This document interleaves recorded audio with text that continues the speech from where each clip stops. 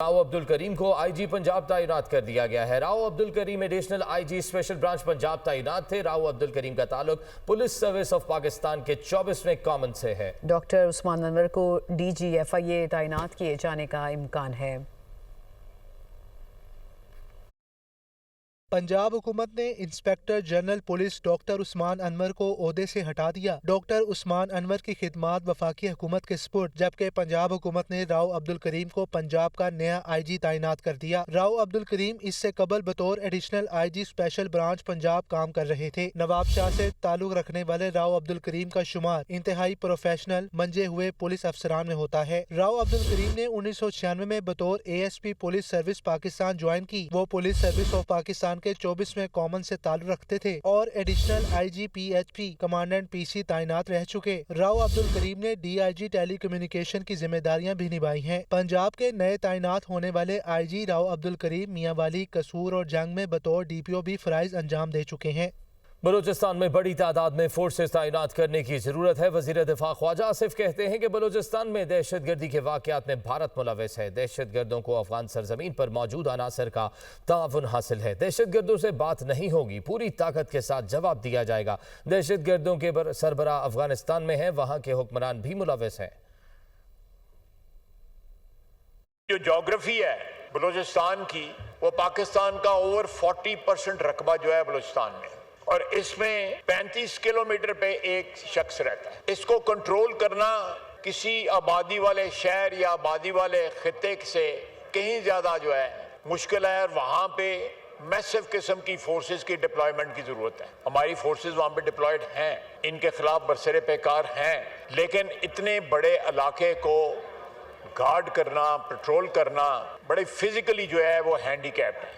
Corruption ایک ایسا دیمک ہے جو ہمارے ایک نیشنل جو اسٹرکچر کو کھا رہا ہے، اس میں کوئی شک نہیں ہے۔ تمام صوبوں میں کرپشن ہے، ہر لیول پہ، وفاق میں بھی کرپشن ہے، لیکن وہاں پہ جو بیوروکریسی ہے، اس کے ساتھ جو ٹرائبل لیڈرشپ ہے اور کرمنل ایلیمنٹس کا یہ ایک نیکسس بن کے جتنا سرکاری وسائل اور خصوصاً وہاں پہ پولیٹیکل لیڈرشپ نے وہاں پہ جو ڈیولپمنٹ فنڈز دیے جاتے تھے ان کو ایکسپلائٹ کیا ہے بیوروکریسی کے ساتھ مل کے۔ شاید ہی کسی اور صوبے میں اتنی مثال ملتی ہو، تمام صوبوں میں یہ کچھ ہو رہا ہے۔ ایک مسنگ پرسن کا بھی نیریٹو بنا، میں نے سپریم کورٹ میں جا کے میں نے وہاں پہ سٹیٹمنٹ وہاں پہ سبمٹ کی، یہ بھی نیریٹو غلط ہے۔ ابھی جو لوگ دہشت گرد جو مارے جا رہے ہیں وہ سارے مسنگ پرسن لسٹ میں ان کا نام ہے۔ مسنگ پرسن جو ہے وہ مسقط میں بیٹھے ہوئے ہیں، وہ عمان میں بیٹھے ہوئے ہیں، دبئی میں بیٹھے ہوئے ہیں، اور یہاں ان کی فیملیز جو ہے پیسے لے رہی ہیں۔ سرداری نظام جو ہے یا وڈیرا نظام جو ہے یا جگیردارہ نظام جو ہے سب جگہ ختم ہو چکا ہے، بلوچستان میں پرپیچویٹ ہوا ہے۔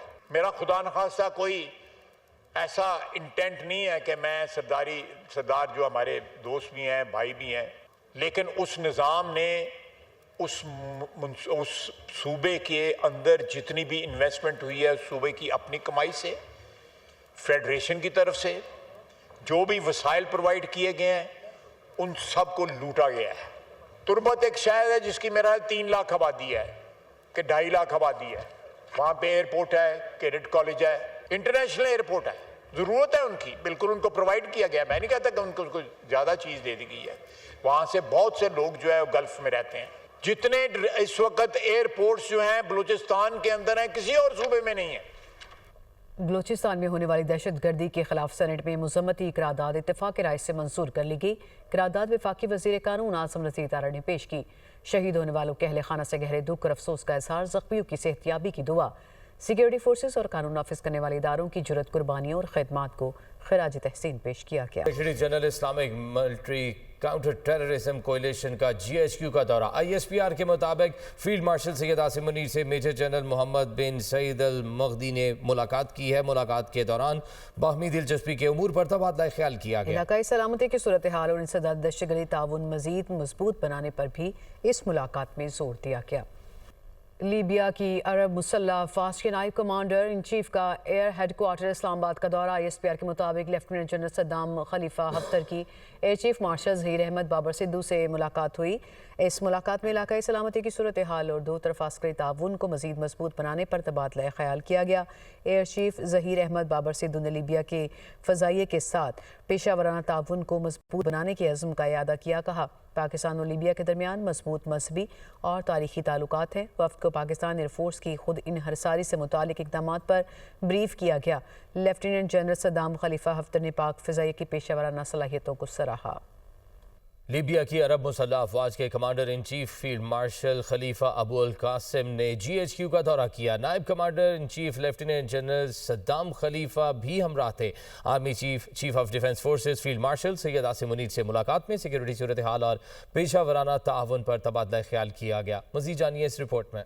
لیبیا کی مسلح افواج کے کمانڈر ان چیف کا دورہ GHQ۔ Army chief of defence forces field marshal Syed Asim Munir سے ملاقات۔ دونوں افواج کے درمیان مسلسل روابط اور تعاون کی اہمیت پر زور۔ ISPR کے مطابق فیلڈ مارشل سید عاصم منیر نے معزز مہمانوں کا خیر مقدم کیا۔ انہوں نے لیبیا کے ساتھ دو طرفہ تعلقات مضبوط بنانے کے لیے پاکستان کے عزم کا اعادہ کیا۔ فیلڈ مارشل نے لیبیا میں امن، استحکام اور ادارہ جاتی ترقی کے لیے پاکستان کی حمایت کا بھی اظہار کیا۔ معزز مہمان نے GHQ میں یادگار شہداء پر حاضری دی اور پھولوں کی چادر چڑھا کر شہداء کو خراج عقیدت پیش کیا۔ اس سے قبل نور خان ایئر بیس آمد پر فیلڈ مارشل سید عاصم منیر نے فیلڈ مارشل خلیفہ ابو القاسم حفتر کا استقبال کیا۔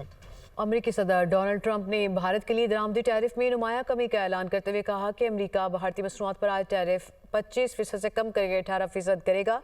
صدر ٹرمپ نے سوشل میڈیا پر جاری بیان میں کہا کہ بھارت نے امریکہ سے $500 ارب سے زائد مالیت کی مصنوعات خریدنے کا وعدہ کیا ہے اور امریکہ کے خلاف تمام ٹیرف اور نان ٹیرف رکاوٹیں ختم کرنے پر بھی آمادگی ظاہر کی ہے۔ توانائی، ٹیکنالوجی، زراعت اور کوئلے کے شعبوں میں بڑے معاہدے متوقع ہیں۔ صدر ٹرمپ کا کہنا تھا کہ وزیر اعظم نریندر مودی سے ٹیلی فون پر تجارت اور یوکرین جنگ کے خاتمے پر بھی تفصیلی گفتگو ہوئی ہے۔ امریکہ اور ایران کے درمیان جوہری مذاکرات کی بحالی کا امکان پیدا ہو گیا ہے۔ ترکی، مصر اور قطر کی سفارتی کوششیں کامیابی کے قریب پہنچ چکی ہیں۔ دونوں ممالک کے درمیان ایرانی جوہری پروگرام پر بات چیت کا راستہ ہموار ہو رہا ہے۔ امریکی میڈیا کے مطابق ایرانی صدر نے بھی امریکہ سے دوبارہ مذاکرات کی منظوری دے دی ہے، جسے حالیہ کشیدگی کے تناظر میں ایک اہم سفارتی پیش رفت قرار دیا جا رہا ہے۔